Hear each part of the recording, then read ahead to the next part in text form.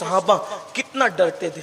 आज हम गीबत कर लें, चुगली कर लें, हराम खा ले, किसी का हक दबा के बैठ जाएं, बहनों के हिस्से दबा के बैठ जाएं, भाइयों के हिस्से खा जाएं, फिर भी हाजी साहब कहलाएं, फिर भी नमाजी साहब कहलाएं। हदीस पाक में आता है कि 1 इंच जमीन आपने किसी की हड़प की तो 7 तबक जमीन खोद करके वो क़यामत में आपके गले में लटकाई जाएगी, और जब तक लोगों का हिसाब किताब नहीं होगा वो आपके गले में लटकी रहेगी। 1 इंच जमीन की बात मैं कर रहा हूँ, 1 इंच जमीन। हर साल हज को जाना फायदे नहीं देगा, पहले फराइज अदा करें। हर साल हज को जाना नफिल है। बहन का हिस्सा दें, पड़ोसियों का हक दे, भाइयों का हक दे। आप सोचे तो सही, इमाम अहले सुन्नत इस हदीस को लिख करके उस पर तफसीरा करते हैं। मेरे अजीजों, 10-20 किलो मिट्टी गर्दन में लटका दी जाए तो हमसे बर्दाश्त ना हो। 7 तबक जमीन, अगर 1 इंच जमीन हमने किसी की रख ली वो गले में लटकी रहेगी। कब तक? 50,000 साल तक। 1 बाय 1 की जमीन भी अगर ले ली किसी की, लोग घर बनाते वक्त तो इतनी बदनीयती का शिकार होते, सोचते कि पड़ोसी के इधर ही खसके। हर बंदा सोचता है इधर ही खसके, यानी दूसरों का हड़प करना है, खुद नहीं देंगे। मुसलमानों को क्या हो गया? कल तक मुसलमान घर बनाता था तो अपनी जमीन एहतियातन छोड़ के बनाता था।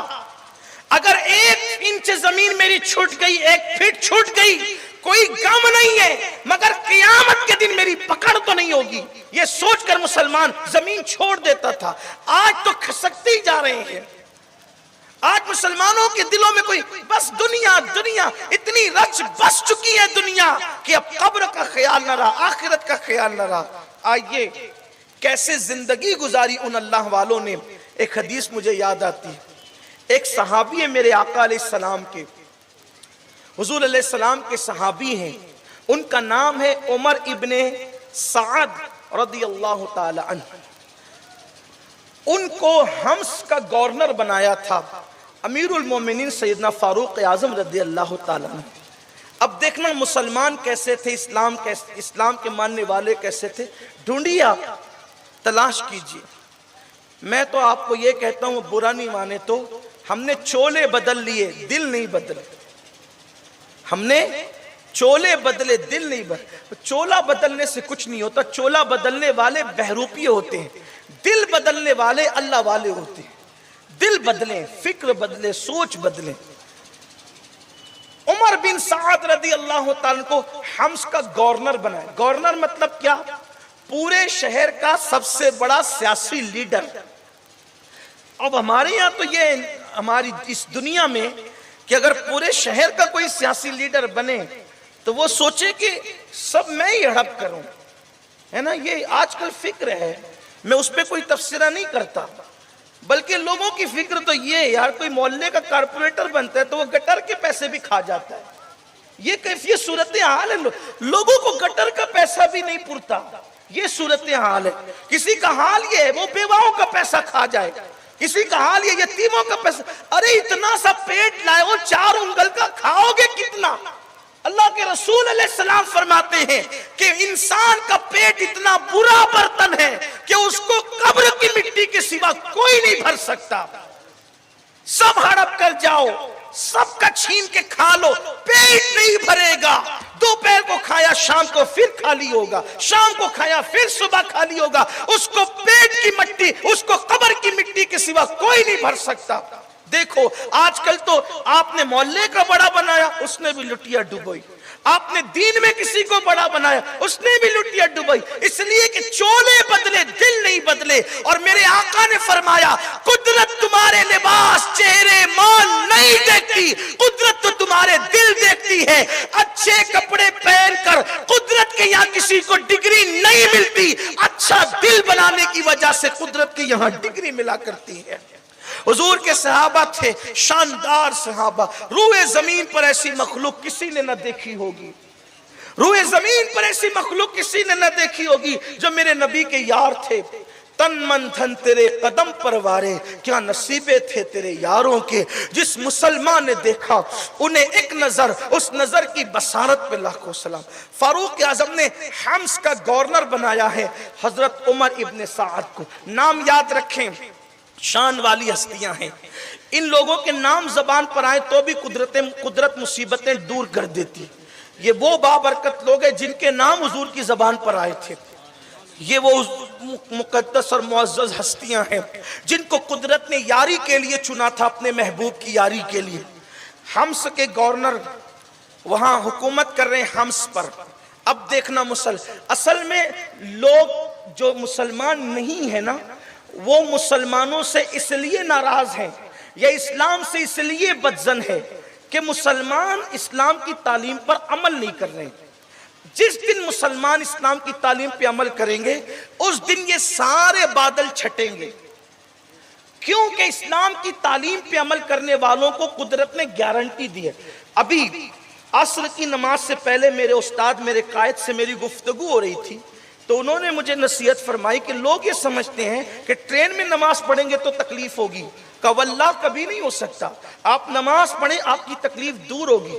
लोग आपसे नफरत नहीं करेंगे, मोहब्बत करेंगे। मैंने कहा वो क्यों? तो कहा कि कुरान कहता है इन्नल्लज़ीना आमनू व आमिलुस्सालिहात सयजअलु लहुमुर रहमानु वुद्दा, कि जो ईमान लाने के बाद नेक अमल करते हैं अल्लाह उसकी मोहब्बत लोगों के दिलों में उंडेल देता है। मैंने कहा बिल्कुल सच कहा आपने, इसलिए कि मेरा मुशाहिदा है एयरपोर्ट पे नमाज पढ़े तो बिरादरान वतन जो मुसलमान नहीं है वो लोगों को कहते हैं सामने से मत जाना, मौलाना नमाज पढ़े, फुला नमाज पढ़े। तो दीन पे तुमने अमल नहीं किया, इसलिए तुमसे नफरत हो रही है।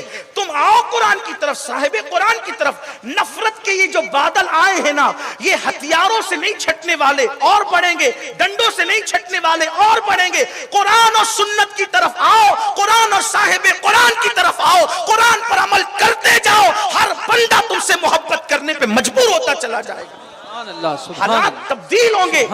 कैसे तब्दील? अब कुरान ने कह दिया, अब इससे बड़ी दलील मैं किसकी लाऊं?